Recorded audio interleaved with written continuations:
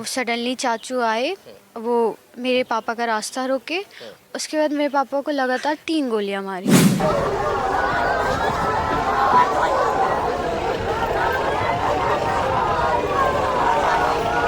मेरे चाचा अजय कुमार यादव बोल रहे हैं, एक जने मार दे अब तहार बारी।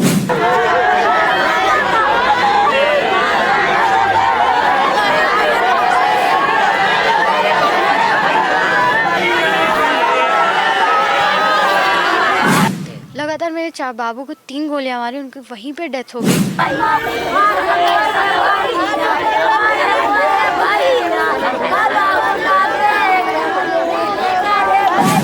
वहाँ से उन्होंने रिवॉल्वर मेरे ऊपर तान दी। लगातार उन्होंने ट्रिगर 2 बार दबाया।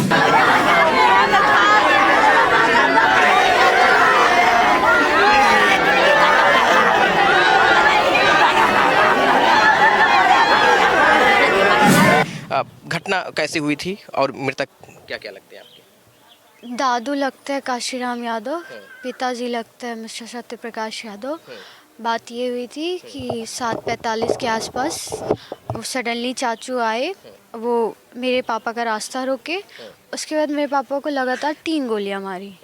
उसके बाद उनको उठा के फेंक दिया गया नहर में, क्योंकि इस हिसाब से तो ये पता चलता है कि ये चीज़ एक लोगों का तो किया धरा है नहीं। कोई भी इंसान इतना मास्टरमाइंड नहीं होता कि उसको पता होगा कौन सा इंसान कब कितने बजे दुकान से निकलेगा, कितने बजे पहुंचेगा। कहीं ना कहीं ये किसी ना किसी की साजिश तो मिलाप है, क्योंकि भी लोग लग रहे हैं। ऑब्वियस सी बात है। प्लस कोई भी इंसान अगर कोई घायल होता है तो उसके अंदर इतनी क्षमता नहीं होती कि वो उठा के मेरे पापा को नहर में फेंक सकता अकेले, इतना किसी के दम नहीं होता। तो ऑब्वियस सी बात है, यहाँ पे तो साफ होता है कि मिले तो हैं लोग। उसके बाद वो सडनली 5 मिनट बाद हमारे घर पहुँचे। घर पहुँचने के बाद गन निकाला, फायरिंग की। तब तक ले मेरे भाई को जब ये चीज़ देखा उसने गेट लॉक कर दिया।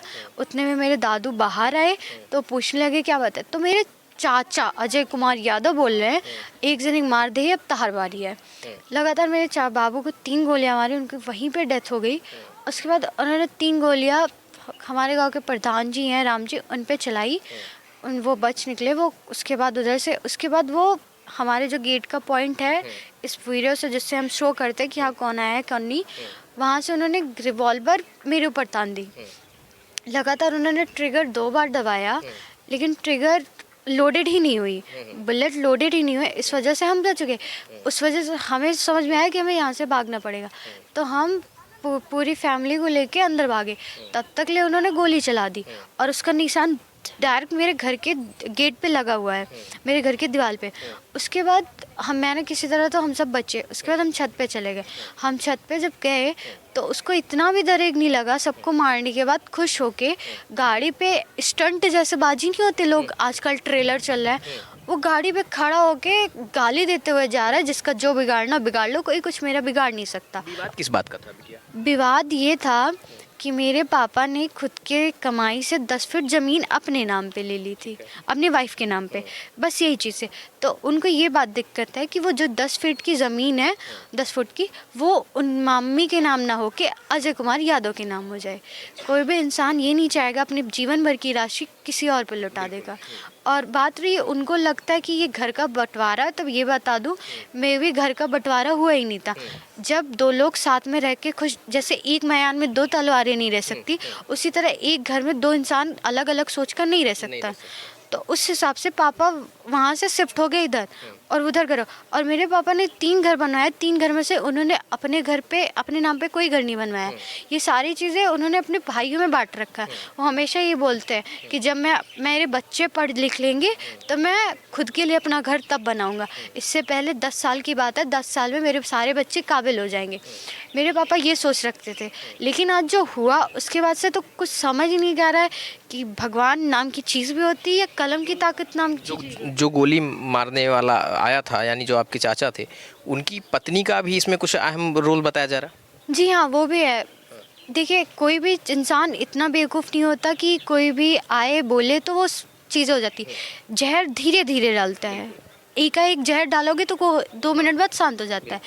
तो ये चीज़ 1.5 साल पहले से ही साजिश चलती जा रही है। जब 10th क्लास में पास आउट हुई थी उसके बाद ही पापा ने ज़मीन लेने की सोची थी, तो उस पर वो विवाद करे कि वो ज़मीन फिर वो खो गई, वो ज़मीन ही नहीं ले पाया, कोई नहीं ले पाया।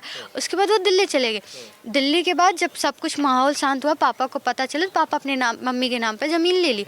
उन्होंने उनको बताना ज़रूरी नहीं समझा, क्योंकि ये पर्सनल मैटर है, कौन सा फैमिली मैटर है जो सबको डिस्क्रिप्शन दिया जाए। उसके बाद से उनकी वाइफ ने धीरे धीरे उनको बढ़ाना चढ़ाना किया, ये सब किया गया, तुम्हें नहीं बताया गया, तुम्हें ज़मीन नहीं दी गई, फलाना ढिमकाना। और उनकी वाइफ ही बोलती रहती हैं हमेशा, जब भी वो आते हैं वो 1.5 साल से आके हमें गाली गलौज देते हैं, हमें मारने की धमकी देते हैं।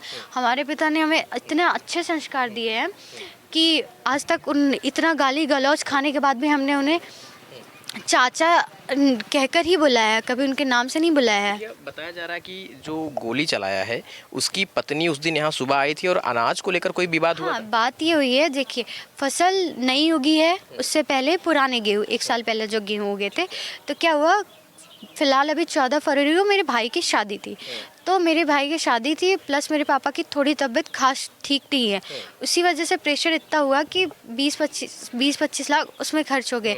जब खर्च हो गए तो मेरे पापा के पॉकेट में एक भी पैसे नहीं थे कि वो खेती बाड़ी कर चुके। तो उस वक्त दादू को ये सूझा कि वो गेहूँ बेच देते हैं, नया गेहूँ आएगा तो हो जाएगा काम। तो वो पुराना गेहूँ जाके वो बेच दिए, पुराने गेहूँ के बदले जो पैसा मिला वो अपना खेती में लगाना शुरू कर दिए। उसी बात से वो शाम को हम पूरी फैमिली तक को हमें नहीं पता था गेहूँ का कोई विवाद हुआ है। वो आई, वो उनसे बोले कि हमें गेहूँ चाहिए, तो फिर बाबू बोले कि पुराना गेहूँ नहीं है, नया गेहूँ लेना, तो वो रखा जाओ ले लो। इस बात से वो यहाँ से चली गई, यहाँ से गई, घर पे क्या बात हुई, इन दोनों की क्या बहस हुई, क्या उन्होंने भड़काया, कुछ भी नहीं। उसी के आधे घंटे बाद उनका पति वहाँ से निकला बुलेट लेके। ऑब्वियस से बात है, इससे पहले तो वो घर पे ही था। कहाँ रहता है? ये पीछे घर है। अच्छा, यहीं से पुश्तैनी जमीन पर वो रहता है? हाँ, पुश्तैनी ज़मीन पे वो रहता है। वहाँ से उस घर से हमने एक सामान तक नहीं लेके आके यहाँ पे शिफ्ट हुआ है। हम कोई भी कमाई किसी की नहीं खाते हैं, हम अपने पापा की कमाई की खाते हैं। दूसरी बात, ये चीज़ यहाँ से नहीं चलती, ये पिछले 9 साल से चलती है। बीच में भी आकर के लड़ाई झगड़ा ये लोग किया करते थे, कभी आपके दादा से, कभी पिताजी से, बीच में कभी इस तरीके की घटनाएं कभी हुई है, बहुत बार हुई है। वो 17 फरवरी के आसपास 2024 में घर आए। वो सडनली पापा को जब पता चले, पापा उस दिन घर नहीं है, वो हमारे घर वो यहाँ पे रहते थे, हम यहाँ पे रहते। वो सडनली आए, हमारा रूम चूज किया, रूम को लॉक किया, अंदर से दारू पीना शुरू किया, लगातार गाली गलौज शुरू हुआ। उसके बाद से पूरे साल तक वो गाली गलौज किए। एक बात पे वो रोड पे रोक के हॉरिजॉन्टल बेसिस पे मेरे पापा की गाड़ी रोक दी और एक पॉइंट ऑफ व्यू बताया, गन की तरह जैसे होता है, पॉइंट करते हुए ये नोटेड बताया कि तुम्हारी डेथ निश्चित है मुझसे। वो हमेशा डर के। फिर उसके बाद बात आती है 8 दिसंबर 2024 की। 2024 में क्या हुआ कि पापा के बगल जो ज़मीन है 10 फुट की, उसके बगल गोली की ज़मीन है। तो क्या हुआ, वो चाहते थे बेचना अजय को। तो अजय ने बोला कि अजय को लगा कि गोली नहीं बेचना चाहता, इसलिए कि पापा ने भड़काया। तो वो मेरे पापा का रास्ता फिर से रोका। फिर से रोकने के बाद पापा को जब ये पूछा गया, पापा गुस्सा हो गए। तो पापा ने बोला तुम मिलो मुझे गोली के द्वार पर, मैं वहीं आ रहा फिर बताता हूँ। फिर पापा वहाँ पे मिले, फिर बहुत बहस हुई, सब पता चला। तब लड़ाई झगड़ा चलता रहता था बीच में? हाँ, बहस ही होती थी। और वो हमें, पापा को, मेरे पूरे ख़ानदान को मारने की धमकी देते थे, हमारी पूरी फैमिली को, कि हम तुम्हें जान से मार देंगे, हम किसी को छोड़ेंगे नहीं। उसके बाद उस दिन तो मामला सॉर्ट आउट हुआ। जनवरी में कुछ नहीं हुआ, फरवरी में कुछ नहीं हुआ, मार्च में, अप्रैल 13 अप्रैल 12 अप्रैल तक कुछ नहीं हुआ था, सब नॉर्मल था, सब कुछ था। लेकिन सडनली 13-14 अप्रैल को ये क्या हुआ, क्या चीज़, और ये चीज़ एकाएक नहीं है, ये चीज़ फुल प्रूफ प्लानिंग के साथ हुई है। क्योंकि अजय, ऐसी आशंका थी कि इस बीच में आकर के इस तरीके की घटना, इस तरीके की वारदात को अंजाम दे सकता है, ऐसी आशंका थी क्या? ऐसे कोई हमें कभी सोचा ही नहीं था कि ये चीज़ होगा। अनडिस्क्रिप्ट, हमारे पापा इतना काबिल हैं कि वो चीज़, आप बताइए, सडनली अगर आपके ऊपर गोली चलाएगा कोई और आप तैयार नहीं होंगे तो आपको क्या लगेगा? पापा क्या कर रहे थे उस समय घर पे? पापा घर पे थे ही नहीं, पापा दुकान से लौट रहे थे और उनको उसी पुल पे रोक लिया गया, वहीं पे गोली मारी गई। उसके बाद उनको उठा के नहर में फेंक दिया गया। उसके बाद वो डायरेक्टली यहाँ पे आए, बाबू को गोली मारी, मुझ पे गोली तान दी, गोली चला दी घर में हमारे। उसके बाद गाली देते हुए, यहाँ से चलते हुए, मेरे भाई को भी धमकी देते हुए निकल गया यहाँ से। उसके बाद से फरार, उसको पता ही नहीं वो है क्या चाहता है। ये मीडिया एक सोर्स होती है, अगर हो सके तो प्लीज़ आपको वो शख्स कहीं भी दिखे तो प्लीज़ कांटेक्ट करो अपने नियर के पुलिस स्टेशन को, क्योंकि क्या बीत रही है हम पे वो हम जानते हैं, वो जनता नहीं समझेगी। 2 दिन की बात। गिरफ्तारी चाहते हैं आप लोग? जी। ये मृतक की बिटिया हैं जिन्होंने बहुत सारी चीज़ों को बताया है कि कैसे एक पूरी घटना हुई थी। ये पूरी घटना, पूरी वारदात को इनके ही परिवार के लोगों ने किस तरीके से वारदात को अंजाम दिया था, वो तस्वीरें। लेकिन लगातार आप पीछे थोड़ा सा घुमा कर दिखाइए किस तरीके से तमाम वो लोग हैं, लोगों के आने जाने का जो सिलसिला है वो शुरू हो गया है। लोग लगातार आ जा रहे हैं और थोड़ी देर में ये अंदाज़ा लगाया जा रहा है कि जो दोनों मृतक हैं उनका शव जो है थोड़ी देर में यहाँ पहुँच जाएगा।